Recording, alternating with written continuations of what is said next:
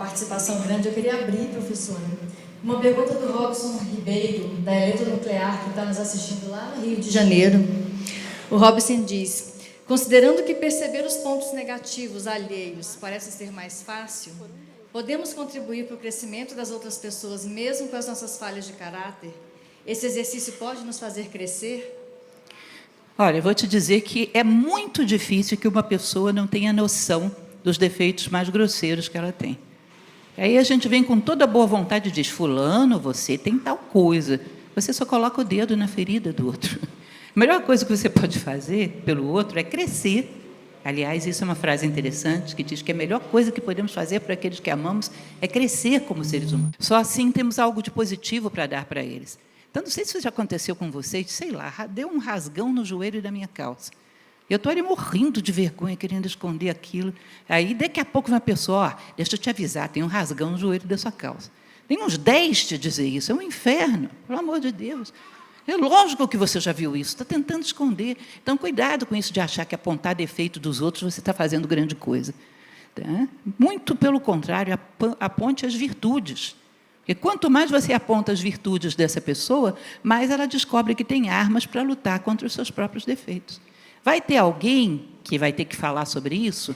Talvez o pai dela, a mãe dela, o chefe dela, o esposo dela, alguém que vai ter que tratar especificamente sobre isso? Provavelmente vai ter. Se não é você, não trate. Aponte virtudes, que você está fazendo muito melhor. E você está dando armas para essa pessoa lutar contra esse defeito.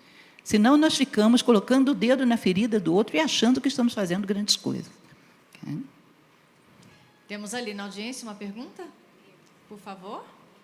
Olá, bom dia. Muito obrigada, professora. Foi maravilhosa a sua palestra, como sempre, né? Eu sou uma fã sua. Eu estou há um ano praticamente te seguindo.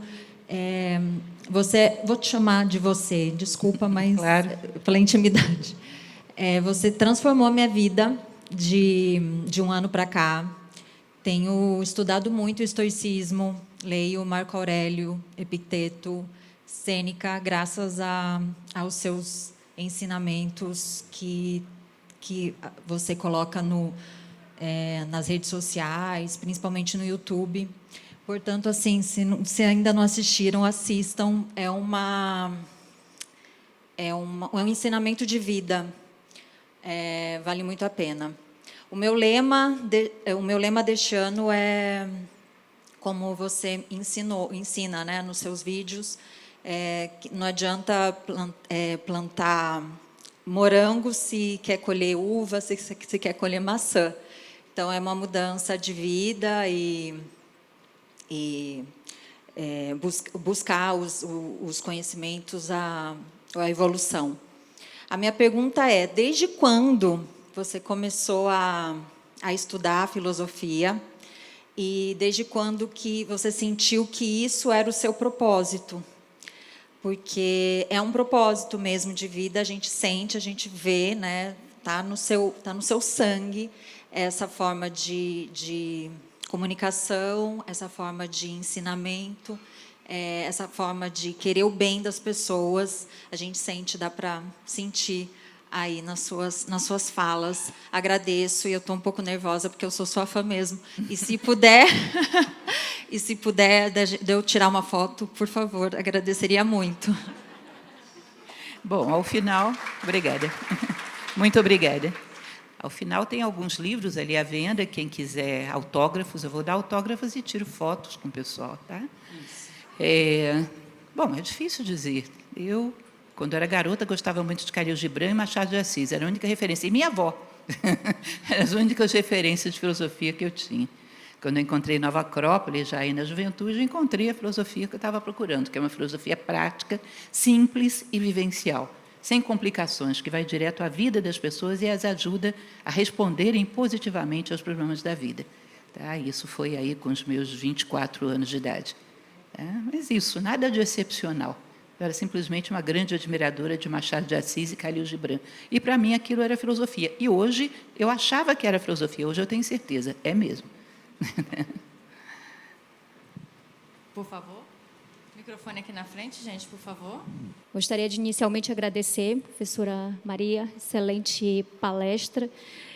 Ser professor é um dom e ser professor falar de humanidade é um desafio maior ainda. A minha pergunta é relacionada às reflexões que a senhora trouxe aqui para a sua plateia, reflexões profundas sobre a transformação humana. E eu gostaria de saber como que usamos a sabedoria da transformação para fortalecer a nossa equipe em relação à sua saúde mental no dia a dia. Como fortalecer a equipe usando essa sabedoria da transformação? Isso com dicas assim, bem práticas para que a gente possa usar no dia a dia. Muito obrigada, professora. Uma das coisas que eu acredito que mais beneficiam as pessoas que estão com problemas, que têm problemas mentais, aliás, hoje até a medicina já faz isso. Os médicos pegam pessoas com problemas mentais e colocam para fazer trabalho voluntário e está dando um resultado superior a medicamentos, em alguns casos. Vocês sabem disso, né? Pensar um pouco menos em si próprio, pensar um pouco mais no outro. Porque você fica ali dentro daquele copo d'água se afogando nele, quando, na verdade, o universo é um oceano, né, e está precisando de você. Minha vida não tem nenhum valor. Bom, é como um prato de comida muito sadio que você tem. Se você não está com fome, não joga fora, dá para alguém que tenha fome. Se a tua vida não tem nenhum valor para você, presenteia para alguém. Tem tanta gente no mundo carente de uma vida que possa se dedicar a um ato de boa vontade. Quando você ensina as pessoas a pensarem um pouco mais no outro, serem um pouco mais altruístas, quando abre um pouco o coração das pessoas, em geral, elas sentem um alívio muito grande das suas angústias. O egoísmo é um dos grandes fatores de angústia do ser humano. Porque ele tem ali uma questão pessoal que ele fica sufocando dentro dela.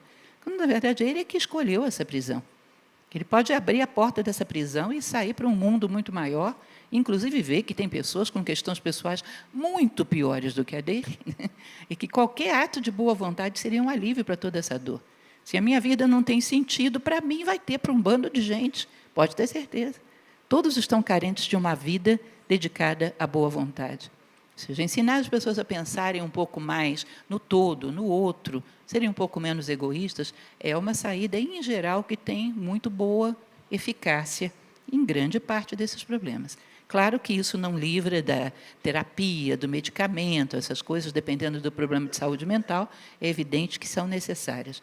Mas sem uma boa dose de altruísmo, eu acho que não resolve, não, viu? A pessoa fica aprisionada dentro do seu casulo de problemas, quando, na verdade, o mundo é muito maior do que isso. Obrigada. Aqui na frente, por favor. Obrigada. E a minha pergunta se conecta muito com a pergunta dela, que é exatamente essa questão de senso de propósito, né? Que em todos os lugares que você vê na internet, ou mesmo gurus, ou que você segue, que eu sigo, pelo menos, sempre tem aquela coisa do tem um propósito, tenha um propósito. Por que você faz o que você faz? Por que você gostaria de ajudar uma pessoa? O que você tem que você poderia ajudar, né? Mas, na base disso, eu vejo que existe um senso de querer estar vivo, né? E um senso de achar que você, efetivamente, tem alguma coisa que pode fazer a diferença, né? Então, sobre isso, eu não sei se isso se chama autoestima, se isso se chama amor próprio, mas você pode falar um pouco sobre o que vem antes do propósito? Na verdade, quando hoje se fala em propósito, você tem razão, é a palavra da moda, não se fala muito pensando em você escolher um sentido de vida que justifique toda a sua vida, mas um propósito de onde você quer chegar em termos de sucesso material, de projeção, ou seja, você pergunta para as pessoas nas ruas qual é o propósito delas, vão dizer, ganhar tanto, morar em tal lugar, ter tal carro, é uma coisa muito pequena, né? Mas, de qualquer maneira, você querer ter um propósito, você tem que, em primeiro lugar, acreditar que você pode mudar e, em segundo lugar, estar inconformado com aquilo que você é hoje. Uma das coisas que eu acho complicadas no ser humano é achar que ele é uma coisa congelada, pronta, que ele não pode mudar. É fundamental que você acredite que você tem o potencial, você pode mudar, você pode muita coisa, e que você não precisa ser eternamente o que você é hoje. Nós podemos transformar completamente a nós mesmos, fazer uma reforma integral do nosso caráter. E, ao fazermos isso, só por fazer isso, já somos referencial para um bando de gente. Cada um de nós veio ao mundo com algo para entregar. Aquilo que os gregos chamavam de eros logos, a palavra sagrada. O mundo vai ser menor se a gente não der o nosso recado. Marco Aurélio, o grande imperador estoico, ele dizia que cada ser humano que morre me empobrece, porque é um universo ímpar e irrepetível com o qual eu deixei de travar contato. Cada um de nós é um universo ímpar e irrepetível. E tem algo que a gente veio entregar ao mundo. E se a gente tombar sem entregar esse algo ao mundo, o mundo será um pouco menor. Porque ninguém poderá fazer aquilo que nós viemos fazer. Tá? Entender isso, compreender essa natureza humana, querer crescer, querer superar dificuldades e acreditar que podemos e devemos ser muito melhores do que somos hoje. O ser humano é um ser em construção. Não estamos congelados, não temos que arrastar os mesmos defeitos pela vida fora. E só ao fazer isso, já somos referencial de transformação para um bando de gente. E a qualquer tempo, né, professora? Não há tempo para essa mudança acontecer. Mais uma pergunta ali no fundo, por favor, para a gente poder encerrar e seguir para o nosso autógrafo. Primeiramente, bom dia, professora. É um prazer estar conversando com a senhora. A minha pergunta, eu gostaria de fazer algumas reflexões antes de fazer a pergunta, aproveitando algumas passagens estoicas, já que a gente está aqui hoje falando um pouco sobre o estoicismo também. A senhora falou sobre o desejo, o que a gente desejaria se tivesse a oportunidade de fazer lá um gênio da lâmpada, não é? E me parece que a sugestão da senhora passa, em grande medida, em desejar ser bom. Primeiro é necessário desejar ser bom. A senhora falou de Platão, e Platão diz que o que bom é o que une, e o que afasta seria ruim. Então, algumas passagens que eu gostaria de falar aqui. O Aristóteles diz que somos o que repetidamente fazemos. A excelência, então, portanto, não é um feito, é um hábito. Ou seja, se você pratica ser bom ou pratica ser mal, a excelência, o próprio desejo, os sentimentos, o que você sente ali, eles, na verdade, seriam, acho que, catalisadores de ações boas ou ruins, de ventos bons ou ruins. Você falou dos estoicos, o Sêneca também diz que, se não sei por onde navego, nenhum vento é favorável. Então, novamente, aquilo que se diz sobre querer ser bom e buscar ser bom. O homem percebe como ele é mau no momento que ele tenta ser bom. Então, depois dessas pequenas, singelas reflexões, eu gostaria de jogar a pergunta para a senhora. Como resolver esse impasse de ser fraterno e ser generoso e se preocupar-se com o mundo e com a humanidade, quando o nosso alcance, o nosso círculo de controle e de influência, ele está muito limitado em vista dos problemas do mundo e problemas da humanidade. Então, será que é mais olhar para dentro e o que a gente pode fazer para ser bom? No final, é simples? Seria isso? O que a senhora... Na verdade, o nosso alcance é bem maior do que a gente imagina. Ser uma pessoa virtuosa hoje em dia é revolucionário. Eu costumo dizer que, se você for... Eu me proponho a procurar uma arara azul e um mico-leão dourado. E você vai me procurar um ser humano legitimamente bom. Bom o tempo todo na sua vida. Um ser humano de verdade. Eu sou capaz de aparecer com meia dúzia de araras azuis aqui e você não me achar um ser humano assim. Ou seja, é um problema ecológico. Um problema de extinção. E o que se diz filosoficamente é que, quando cada coisa ocupa o seu lugar, tudo mais será dado para acréscimo, como diz a Bíblia, né? Busca o seu reino, o seu lugar. Ou seja, coloca o ser humano no seu lugar. E tudo mais será dado por acréscimo.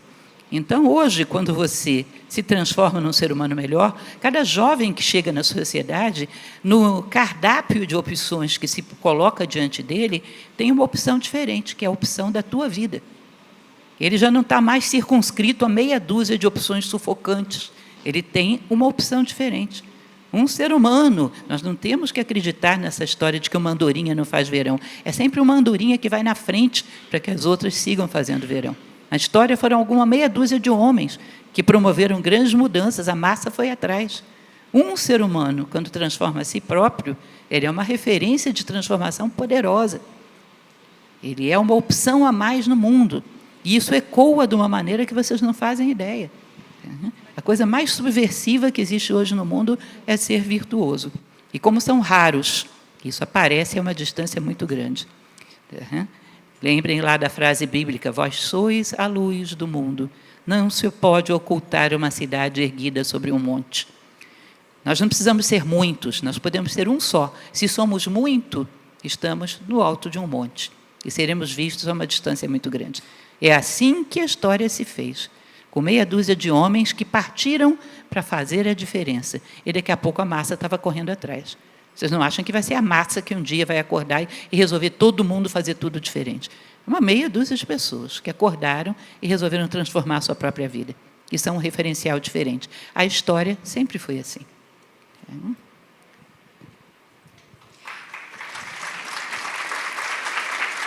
É isso.